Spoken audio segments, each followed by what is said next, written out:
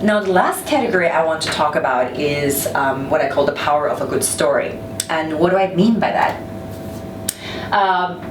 The relevance to this well-being and nutrition space is the transformation information or story has brought to Chinese consumers in the last 2-3 decades.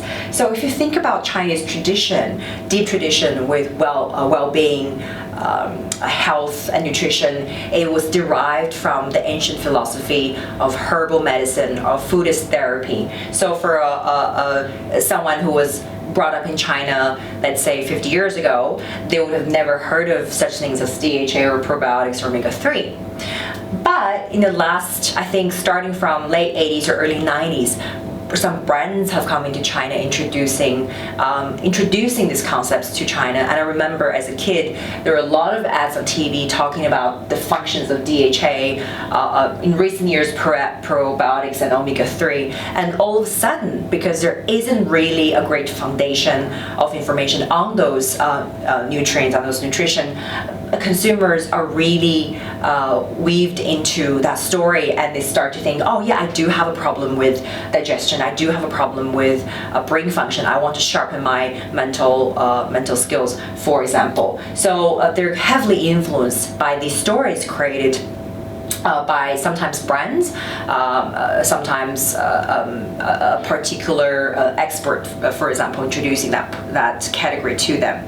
So here are some interesting facts. For example, if you lived in China or if you talk to a Chinese person, you say to them, like, are you suffering from being in sub-health? You know, that's a state of health that people associate with, which is you're not sick, but they're not healthy either. They're really anxious. They're really under a lot of pressure. They have a lot of work to do. So when you say, "Are you suffering from sub-health?" which is really a big term, but people do recognize themselves as being such. And the second term is win at the starting line. So there is a famous saying of "Don't let your kids lose at the starting line. Make them win at the starting line," which is a really popular concept that's popularized by actually advertising. So if you trace the origin of both of these terms, they're actually created and concepts made popular by a calcium brand and a multivitamin brand.